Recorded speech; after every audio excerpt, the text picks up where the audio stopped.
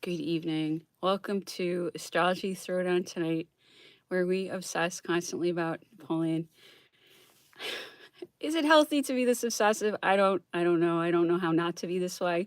So we'll find out. Today is really another day that's thrown me for a loop. Cohen just came out with a new album. I can't believe it. Cannot wait to hear this. It's on the blog that he has just released his music from when he was a teenager, when he was part of a duo called Rusty. And as a long time, complicated but long time fan, I want to hear this music so much. Anyway, sooner or later, it'll find its way to me, I'm sure. So he is firing on all cylinders, like always, working really hard. And I want to prove that he's Napoleon. I'm sure of it. I'm like 99.99999%. If I've been wrong before, right? Cilla Black, as we've learned from Cohen's list of songs that influence him from his YouTube. I love his list. I love listening to his songs. I'm obsessed with his music. Obsessed with him, obviously. So, all right, enough of that. So, I've also been analyzing his chart today. Put a lot of work into it. This is a great idea to just find excuses to study astrology, to learn about it, because it really makes you think about how does energy work? Because once you understand the energy of a planet, you start seeing it everywhere else. For example, what I was thinking about was how Pluto is supposedly this terrifying energy, and people are scared when it transits certain sensitive points in their chart. Well, what is Pluto? Pluto is death, it's passion, it's intensity, it's ends, it's beginnings. It's just a very life or death kind of energy, but it's also just cleaning. But who wants to clean? Nobody really. But you have to clean. You see what I mean? You have to clean. And if you clean, you make something look a lot nicer than it did before, and you take something off of it that didn't really need to be there. So that's Pluto energy.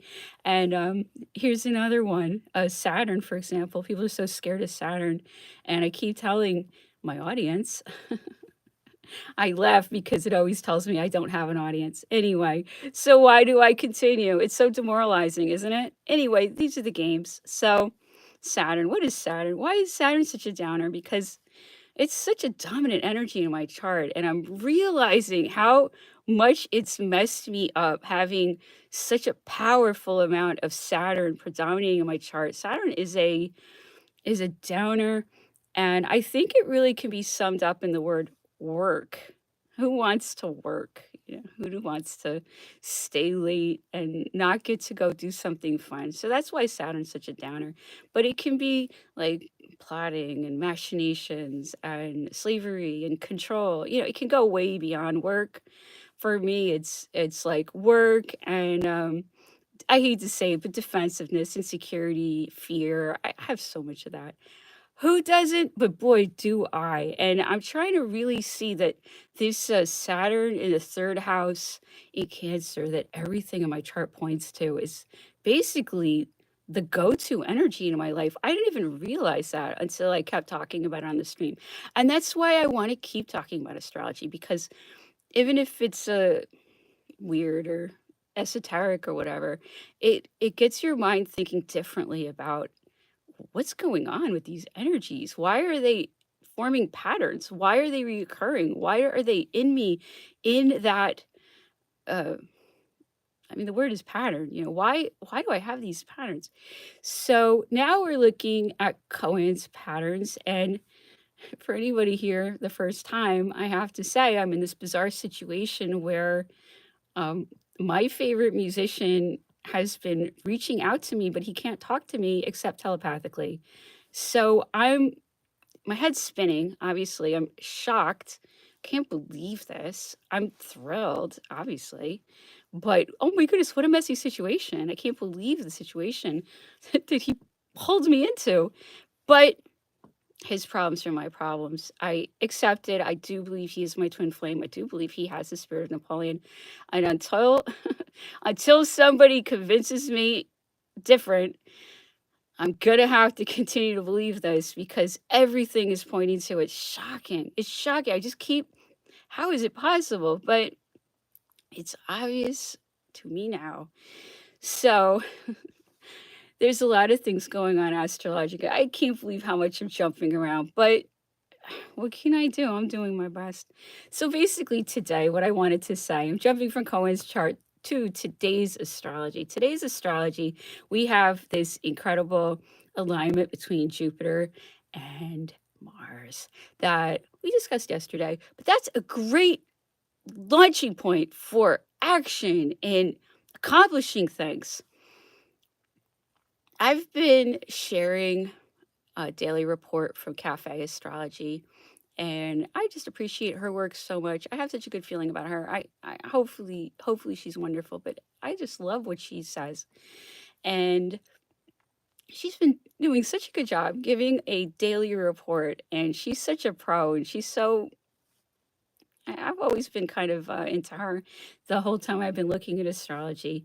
And I just get the feeling that she really does want good things and that she's on a path. I just get a good feeling from her. So I just want to do a little shout out if she's watching. Sometimes I think maybe she's watching.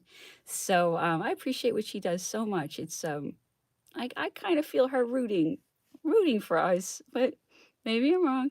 Anyway, so I'm learning so much from her, from putting up her daily reports, and what a wonderful thing that she's doing to put up uh, daily reports and help us understand this incredible field. She's obviously very passionate about it. I think her name's Annie. I hope I'm getting that right. Anyway, so I'm finding out about all the latest astrology news really from her. And it's such a wonderful thing because I have been following her blog for years, and I know I can expect good information from her. So the other news that I found out about from Cafe Astrology was that it was Taurus. Venus. Venus is moving into Taurus. I believe that's what I'm focusing on. New moon in Gemini. That was yesterday. Okay, so Venus moved into Taurus. It's an incredible time for beauty, getting along. I've been telling my audience that I have all kinds of things in my chart for not the best relationships, and I feel terrible about that. Like, what's wrong with me? Why are my relationships not developed the way they should be? And it's like it's in my chart. I can work on it, but these are my patterns. I'm kind of stuck with them to a certain degree. Um, anyway, so hopefully Venus and Taurus, that's relationships and values. Hopefully that'll give me that little kick out of the rut that I've been in my whole life. But I'm from a very abusive situation, so that really does color your view of people when you're very abused as a child. And like I've been saying, my whole pattern has this Saturn in the third house in Cancer. That's abuse in your home energy. So it's like the first thing that comes up. So I kind of I get scared. Like I get scared when people get angry and stuff. So it's very hard to get over child abuse. I can't. You get stuck into it anyway. So so hopefully Venus and Taurus will help me get past these things because I don't want to be stuck at all in the least. I'm one of those people. I rather be wrong and happy, than right and miserable. So let's all improve because we all have a lot to improve at.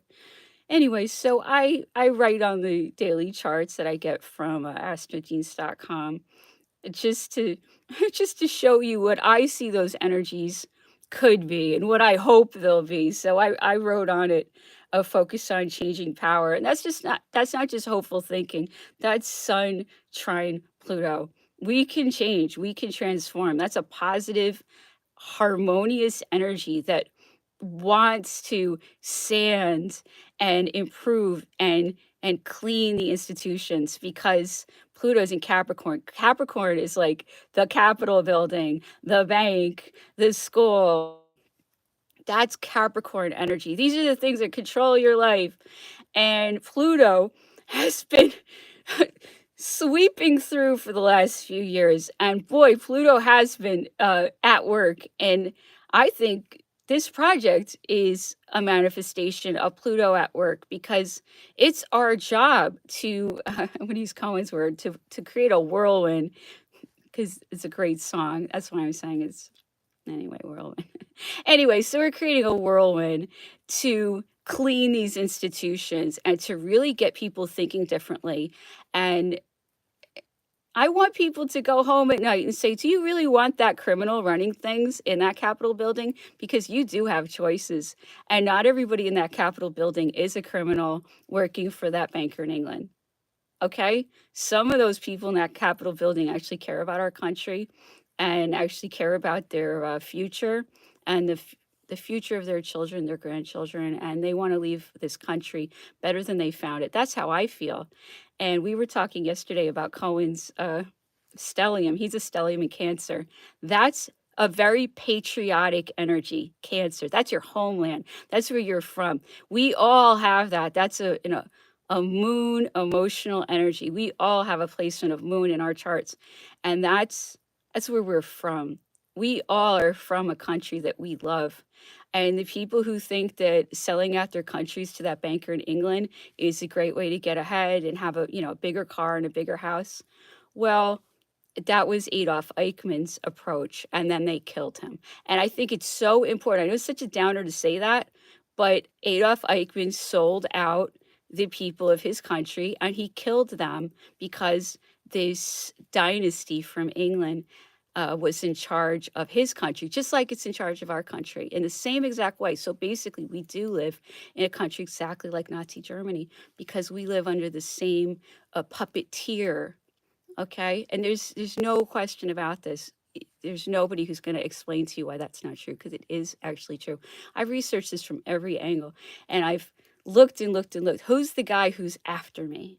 And I had to go with all of the insane things that have been done to me. The friends that are going to tell me how to run my project, the people coming to my house, they dress up as a certain religion. So I'll say that that religion is bad. So then they can all call me a bad name that they invented that doesn't even make sense. It's all games. Okay. And then I went into By Way of Deception by Victor Ostrowski. And I had a hunch that all the sick things that they were doing to me were going to be in that book. By Way of Deception, Thou Shalt Do War. I believe that's the name. I think it's By Way of Deception, but the full phrase is By Way of Deception, Thou Shalt Do War. That's the principle that they wore. Okay, they wore through lying. Does that sound familiar for the last 2 years? Okay, warring on us through lies. And then I could trace that behavior, that same exact insane behavior to the Podesta emails. Oh, and you know who he works for because it's in the Podesta emails. So you can, through the behavior between the Podesta emails and By Way of Deception, you can completely identify the patterns of the banker from England. And then I can completely attach what's been done to me to what's in the Podesta emails and what's also in By Way of Deception. There's no question. Those are the people who've been doing these insane things to me. So that's it. And they can't deny it because they know very well that that is the truth. Now, what should I do? Should I sue them? They're I don't know if I could ever get a judge or a court that's fair. So I don't sue them. Maybe one day I'll have that court and I'll be able to do the trial and I'll be able to face the people who have been transgressing my rights, the people who put me under permanent quarantine as a perfectly healthy person. That is a violation of the Nuremberg Code. And remember, Adolf Eichmann was executed for doing these things that he was told to do by his puppet master or his boss, who was controlled by the puppet master. The puppet master had Adolf Eichmann kill all those people. He had him violate the Nuremberg Code. And then 20 years later, they went and found him and executed him for following the rules. The rules, you see? And what did the government of Rico Puppet Master's fiefdom say when they executed Adolf Eichmann for following the rules? Okay. What did the fiefdom, the government of that banker's fiefdom, what did they say when they executed Adolf Eichmann? They said, as a government, that if you don't embrace heroism, we'll kill you. That's the message that Rico Puppet Master's fiefdom sent to the world when they executed Adolf Eichmann. They said that you must choose heroism or else they'll kill you. Okay? That was the message of the execution of Adolf Eichmann. And he had a family, he had people who loved him. Well, too bad he followed the rules. I'm trying to really get this through people's heads that following the rules right now doesn't mean they won't kill you later. Okay? That's who we're under. The same government that executed Adolf Eichmann for following the rules. Therefore, that government said, if you don't choose heroism, they'll kill you later. That's what they taught us. Heroism is the only way to survive. Oh, but will they kill you for being a hero? Yeah, if they can. That's our government. That's our government from that banker, the puppet master style of banking dynasty. I can't say this enough. And I'm doing this here because I don't know where I can find a court where I can really say what I need to say about what these people have been doing, not only to me, but to this world. What they've done to me is actually very light compared to what they're doing to other people, and it's not okay. Anyway, so I've been studying Cohen's chart. That's a big switch. That's just because I looked at the chart and I thought about Pluto and Capricorn. That's how much I want Pluto to Pluto Capricorn, if you know what I mean. I'm going to say this. Capricorn is structures. It's not bad. We have good laws. We have good buildings. We have good people. Okay? You got to sand that guy that's stopping progress, that's keeping the Nuremberg Code violations going. The people who are still doing that, they're the hardcore ones. Okay? The ones that are saying, nope, nope, nope, nope, nope, that's the rules.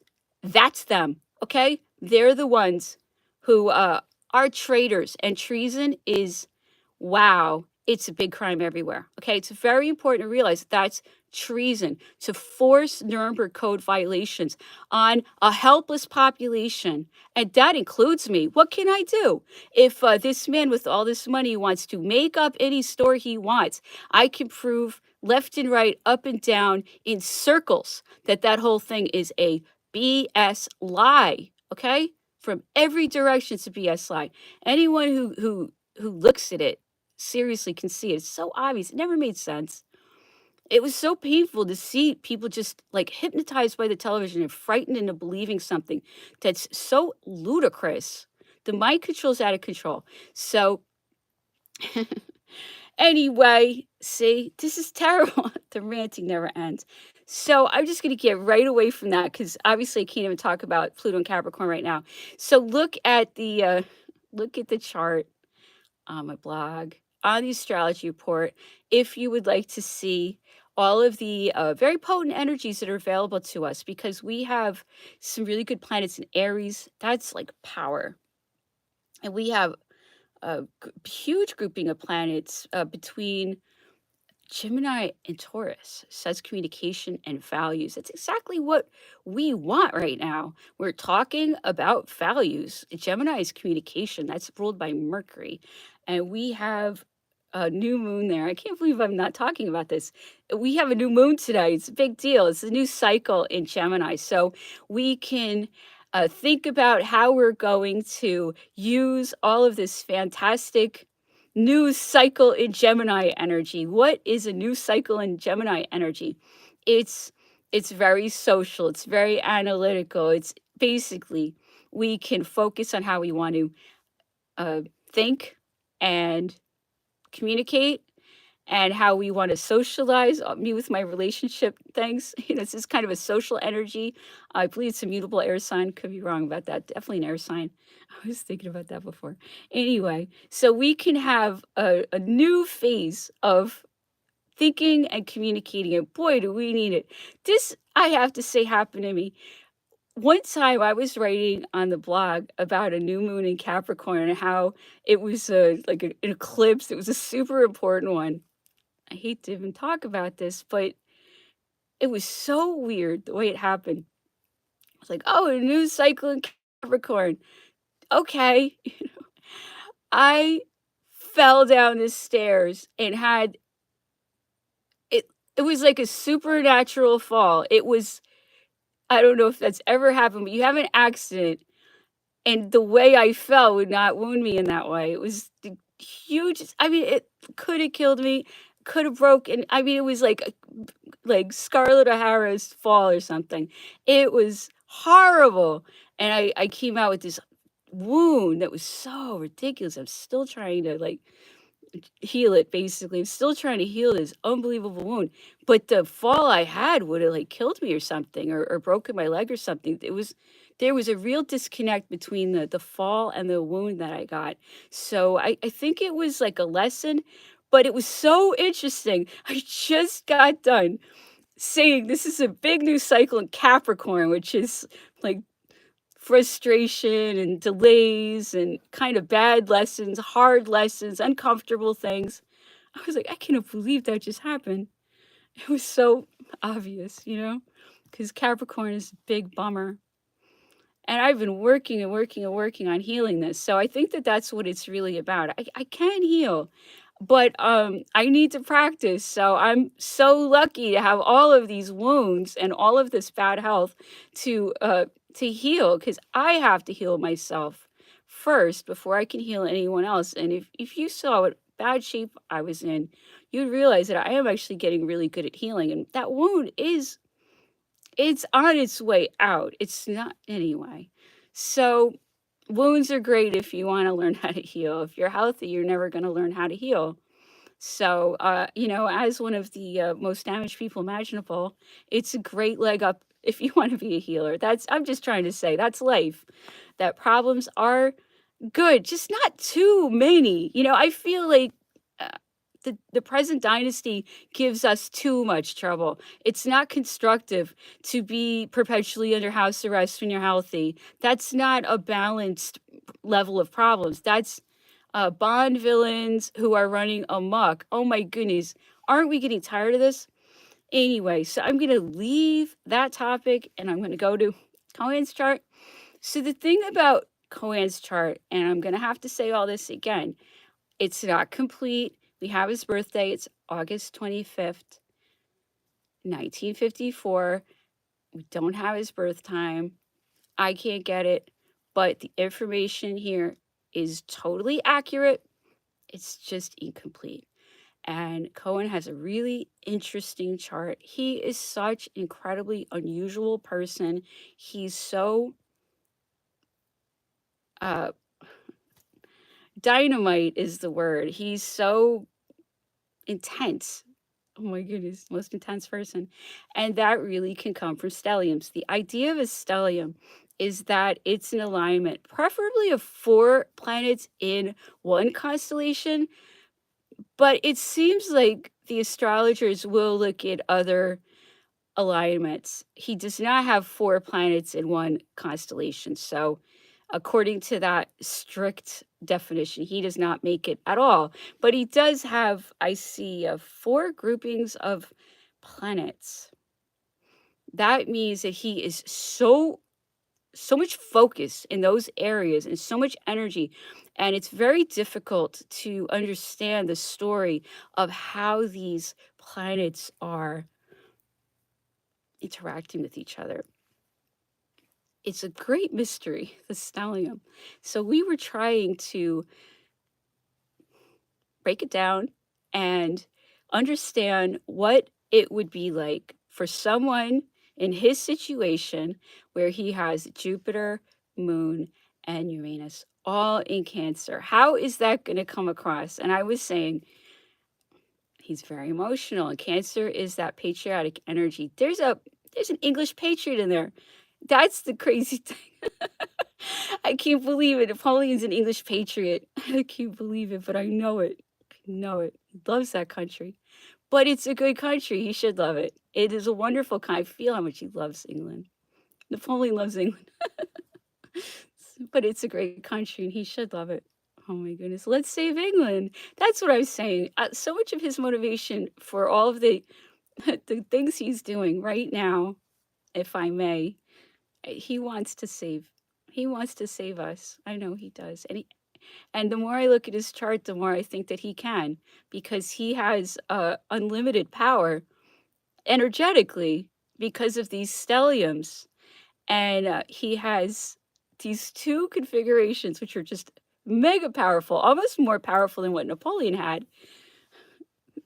It's amazing. Napoleon has he has a lucky chart, but there's the tragedies in there. You can, because he was tragic. But what Cohen has is power. Oh my goodness. He has Mars in Capricorn. Think about that. Mars in Capricorn. Okay. So that's like all the power for institutions. Like that's Mars in Capricorn. That's like king of the world. Think about it. It's a warrior of Capricorn. Napoleon was Mars in Virgo. That's like pathetic compared to Mars in Capricorn. Capricorn is like so much more powerful and menacing than Virgo. So this could be it. This is very exciting. And the other thing is that he has Saturn in Scorpio. And think of that. Okay, Saturn. It's work. That's bummers. That's depression. That's just work. Somebody who can just work and work and work and never quit, persevere. That's what you really need to take on a great mission. You have to have perseverance. And someone with a Saturn in Scorpio, Saturn is the staying power. See, Mars starts things, but Saturn finishes them. This is a really good energy for what I want to see him do. So Saturn and Scorpio. So Scorpio is spiritual, it's calculating, it's cunning, it's secretive, it's up to something. I can see that in him a lot.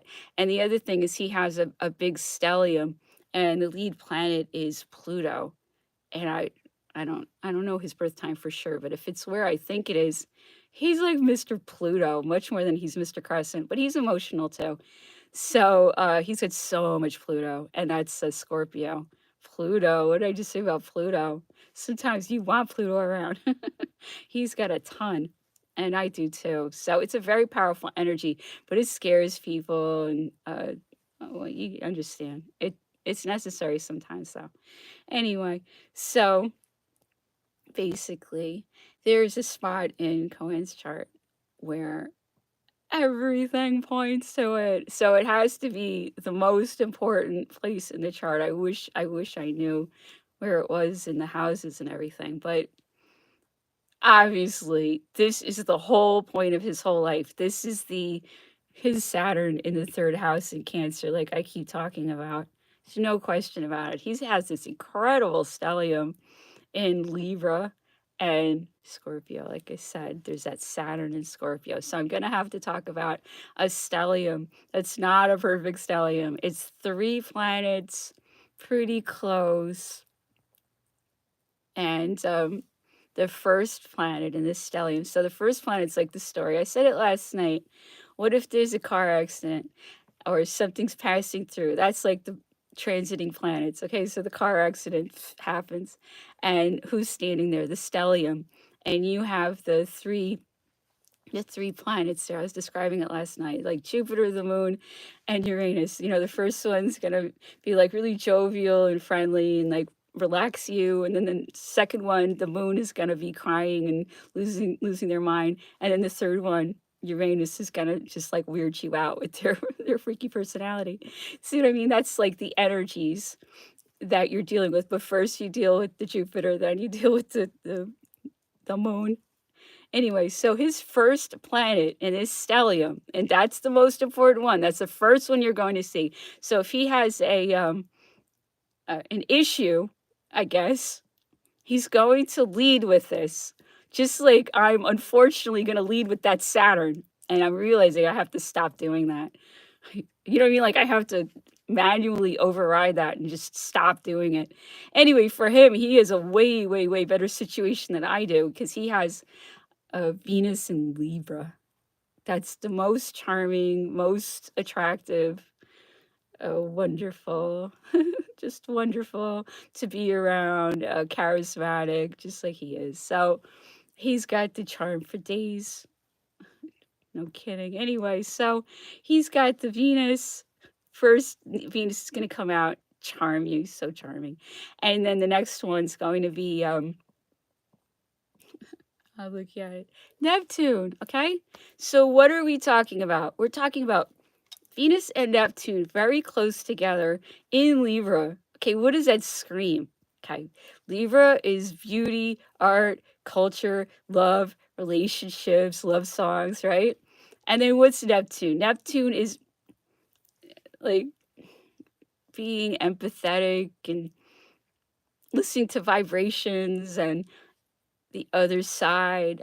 This is music. Libra and Neptune are music. And then in Libra, forget it. So this is just everything there is saying music, artist, culture, sensitive, empathetic, and charismatic. Really, really, really like, and almost like he's a chanter. He really is. And they said that about Napoleon too.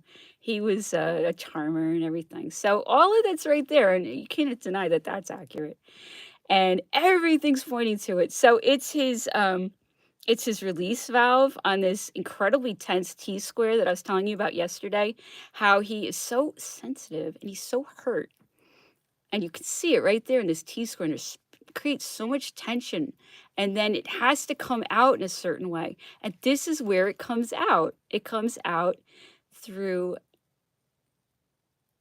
Venus and Neptune, his music. It's so obvious, but it's in the chart. And then the next planet, this is the one that's going to finish the job, is that Saturn in Scorpio. So think about it. So you're having a problem with Cohen specifically. He's going to come out, he's going to charm you to bits. That he can do easy. And then he's going to like blow you away with his spiritual depth. He has a ton of spiritual depth. Who knew? And then he's gonna finish the job with that Saturn in Scorpio. You never saw it coming. That's him. That's what I think is going to happen. See, it's a story. First, he's gonna be like so charming and interesting with that music, and then he's gonna get you later with that Saturn. Um, I expect it too. Saturn in Scorpio. I mean, I do see that. Don't mess with him. I'm not gonna mess with I'll be very careful. I'll be careful, especially now that I know what I know. I say be very careful around him. He's very dynamite. He is Napoleon Dynamite. That's a perfect name for him. No one ever argued that that was a perfect name for him. That worked. Not too many people could carry that name off. I put up a lot of information about this situation. So this is how he can release the energy from this like this emotional wounded energy. And then that's Saturn in Scorpio, that's gotta hurt. I know the pain of Saturn. I think that's like we know pain, that's for sure. And he has a very positive, harmonious aspect, also pointing to that area, the Venus, Neptune, Saturn area. That's him. He's such a hard worker. He's such a incredible musician. So you can really see that he's like super developed in this area. And he's not just a musician, he's like the musician. So you can see how his whole chart is geared towards this. And perhaps other areas are not as developed. And that's what astrology teaches you, where you need to get that support. He needs support. He needs support. This is somebody who's incredible genius, and his heart's 100% in the right place. But I will say he is in a horrible situation. Mine is pretty bad. His is, I think, actually a lot worse. But I'm here for you. I am absolutely here for you. I'll do everything I can to help. and we should all be helping each other as much as possible. Okay, so if you want to fill yourself in on more about Cohen's chart or the rationale of where I came up with this information, it's on the astrology report on the blog. Okay, so we'll just move on from there. Now we are going to read one of these love letters from Napoleon and enjoy them because they're going to get really boring really quick. Okay, they're only good here because Napoleon is letting him see him, letting her, Josephine, he's letting Josephine see the real him. And the real him is a goofball and very dramatic, and very depressed, and very suicidal. Napoleon was an extremely suicidal person, and he was extremely glum and sad and gloomy. So there's your Saturn energy, and they both have a lot of that, just depression. So let's. This when he's mad, she is cheating on him, and he knows it, and he can't face it. He can't deal with it. He's in denial about it, and he can't continue to not face the fact that she's disrespecting him. He's taking over Italy and she's disrespecting him. But he only really knows she was cheating on him in Egypt. So a couple years later, he finally absorbs it. This is a very weird situation. He doesn't know she was cheating until Egypt. And Egypt is 1799, and this is the revolutionary calendar times. So probably 1797, 96. Has to be 96, 1796 or so. Okay, so a couple years later, he finally. So how does that work? Anyway, so he's mad. He knows she's cheating, but he only really knows in a couple years. So I don't know how that works. Because that's when he's ready to divorce her. That's when he like takes out a mistress. That's when he's like never really coming back to her in 1799. So what's going on? Is it really anyway? Let me just drop it and read the letter. Okay.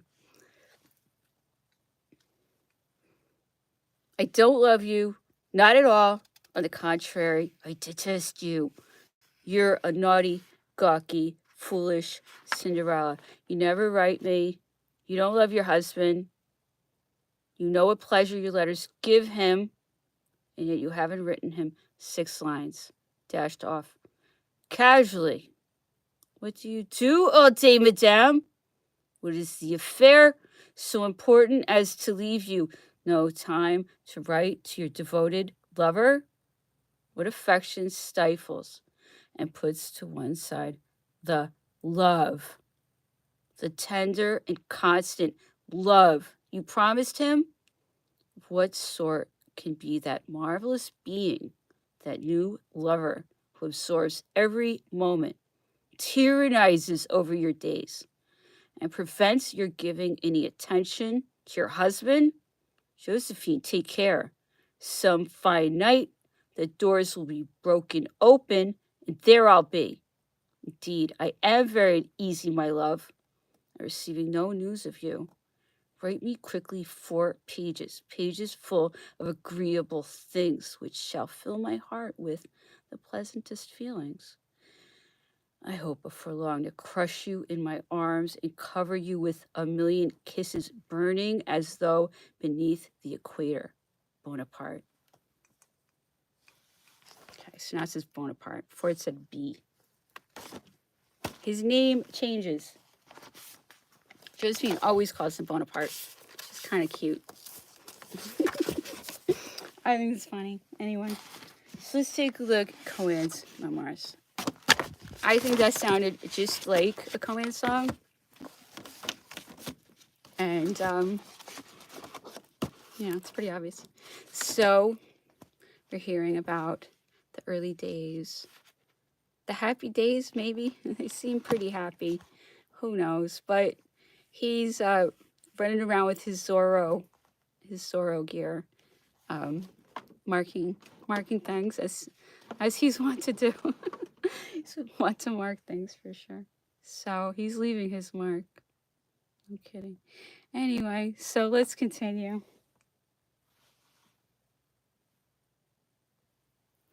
Cereal box slits and I pulled on a black paper mask left over from Lone Ranger Masquerades. How to do that again? I pulled on a black paper mask left over from Lone Ranger Masquerades, slung a material cape over my shoulders, and dashed outside to make my mark on the brick wall, shattering the shaft of the flimsy toy with 2 quick slashes. I've been suspicious of free gifts ever since. The street outside often smelt of manure as rag and bone men came on their rounds, and milk deliveries were still made by a horse-drawn float. Our landlady was a small but robust Welsh woman of kind disposition and unusual airs. Every other day, a small liveried van from Harrods delivered a small loaf of bread to her door from Knightsbridge, an absurd extravagance for the landlady of a boarding house. Then she was also a person who liked music and mischief. Unusually for that time, she lived separately from her husband, a lay preacher down in the valleys of South Wales. So she took some delight in teaching me to blaspheme in Welsh, shocking her spouse when I innocently exclaimed, "Do," on one of the rare occasions that he came to visit, when it had been prudent to travel with their infant son. My family had taken the steam train to Liverpool. From there, by electric train beneath the Mersey to Birkenhead. I was baptized in the Church of the Holy Cross in the north end of the town. The church was then a brand new building of a modern design. Today it's defunct and sits behind a roller shutter to deter vandals. The priests have all left town. My mother spent a lot of my first 4 years helping to nurse my papa through his last illnesses. My first memory is of pushing a small metal car along the pavement of Galpy Road while my papa's slippered feet and the hem of his dressing gown kept pace with my slow progress around the weeds growing up between the flagstones. The few halting steps of this constitutional were as fast and as far as he could now travel after a series of operations that would only delay his passing from stomach cancer in 1958. I remember the day of his departure. I was sent to a neighbor's house, away from the worst of it. Small roll of chocolate sweets had melted in the pocket of my itchy tartan trousers, and I had no one to tell that I had toffee all over my fingers, as people were crying in the kitchen. By the following year, my dad had saved enough money to move us to a small new housing development in East Twickenham, west of London. The first spring tide brought floodwater and rats scampering up from the Thames, which ran 300 yards from our door. But at least we were no longer living in a basement. Oh my goodness. Thank you so much for listening. I really appreciate it. Have a good evening.